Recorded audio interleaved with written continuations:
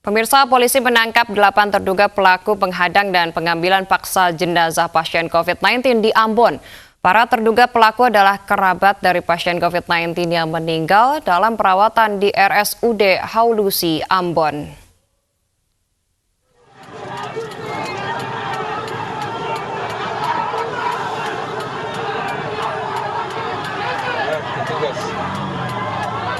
Polresta Pulau Ambon dan Pulau Lease menangkap 8 orang terduga pelaku penghadangan dan pengambilan paksa jenazah pasien COVID-19 saat melintas di kawasan Jalan Jenderal Sudirman, Kota Ambon, Maluku. Para terduga pelaku merupakan kerabat pasien COVID-19 yang meninggal di RSUD Haulusi, Ambon. Kami sudah mengamankan 8 orang, 6 laki-laki dengan 2 perempuan, yang berdasarkan dengan bukti sementara yang bersangkutan terlibat secara langsung kegiatan penghadangan tersebut. Dan saat ini mereka masih dalam pemeriksaan kami di Polresta, dan pagi ini akan digelar kasusnya untuk menentukan status mereka berikutnya. Evaluasi dari protokol pengamanan, kemudian koordinasi kami dengan gugus tugas kota maupun provinsi, dan instansi lainnya terkait dengan pengamanan ataupun pengawalan jenazah ini sampai ke tempat pemakaman. Sebelumnya puluhan orang mengambil paksa jenazah pasien positif COVID-19 dari ambulans. Petugas medis pun tak berdaya menghalau massa. Keluarga menolak pasien dimakamkan dengan protokol COVID-19 karena sebelumnya pasien tersebut menderita tumor lalu berlanjut dengan terinfeksi virus corona. Setelah mengambil paksa, massa bahkan membuang peti jenazah. Aksi ini pun menjadi tontonan warga.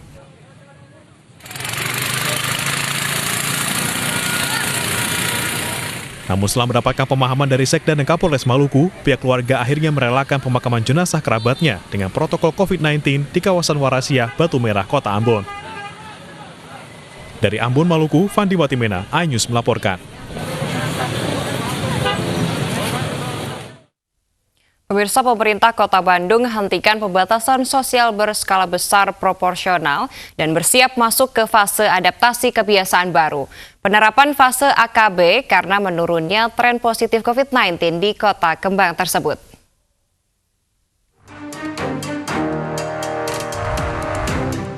Pemerintah Kota Bandung menghentikan pembatasan sosial berskala besar proporsional dan masuk ke fase adaptasi kebiasaan baru per 27 Juni 2020. Kebijakan ini diambil karena dalam 2 pekan PSBB proporsional, kasus positif COVID-19 di Bandung turun dari 5 orang menjadi 2 orang per hari. Angka reproduksinya juga berada di 0,53 di bawah angka 1.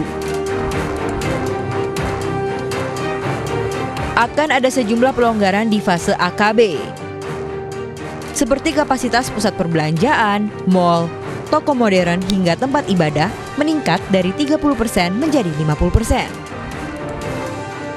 Selain itu, jam operasionalnya pun diperpanjang hingga pukul 9 malam. Meski demikian, ada beberapa sektor yang belum dapat beroperasi untuk sementara. Kita akan bergeser, ya, Kota Bandung ini dari kebijakan PSBB proporsional menjadi fase adaptasi kebiasaan baru atau AKB. Pada fase ini ada beberapa penambahan relaksasi yang tidak diizinkan dulu, ya, yang belum diizinkan dulu, yaitu sektor pendidikan, ya, masih tetap. Kemudian Car Free Day, tempat hiburan, olahraga, gym, ya, gym, dan bioskop.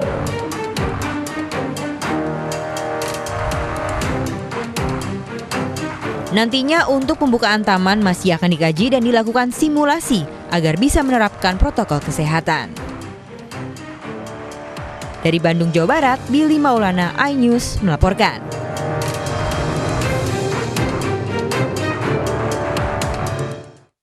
Pemirsa, Indonesia kembali mencatat penambahan kasus positif corona. Penambahan bahkan mencatat rekor tertinggi yaitu 1.385 kasus.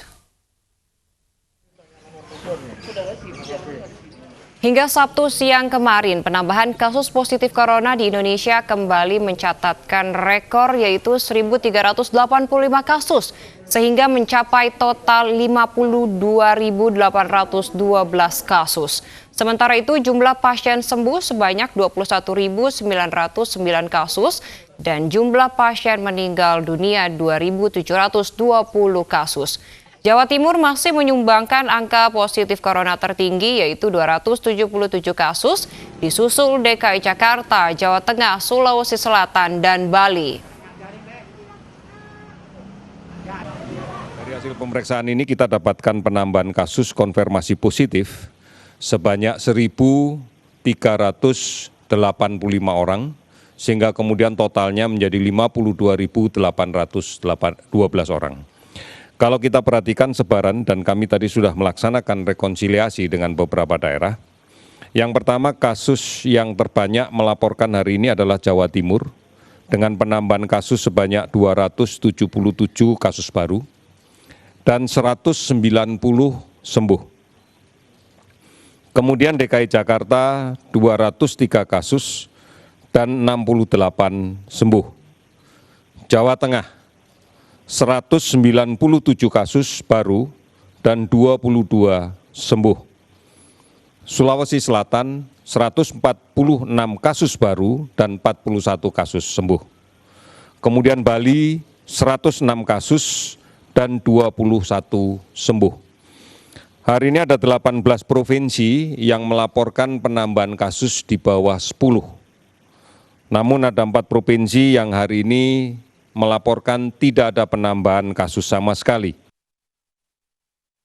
Pemirsa, tempat perawatan kecantikan seperti salon, spa, dan jasa pijat berpotensi menularkan COVID-19. Anggota Tim Komunikasi Publik Gugus Tugas COVID-19, Reisa Broto Asmoro, meminta penyedia jasa dan pelanggan disiplin menerapkan protokol kesehatan.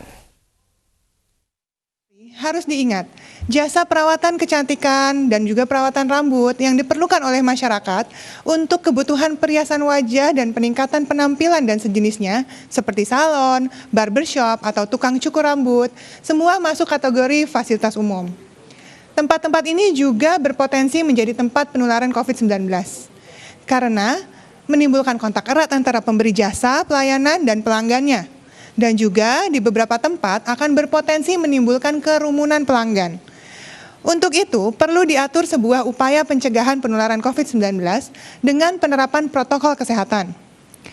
Protokol kesehatan tersebut sudah diatur dalam Keputusan Menteri Kesehatan Republik Indonesia nomor HK.01.07-Menkes-382-2020 yang isinya, bagi pelaku usaha wajib menyediakan sarana cuci tangan, bisa memakai sabun atau hand sanitizer di pintu masuk dan tempat lain yang mudah diakses oleh pelanggan atau pengunjung, dan mewajibkan semua orang yang akan masuk harus mencuci tangan terlebih dahulu.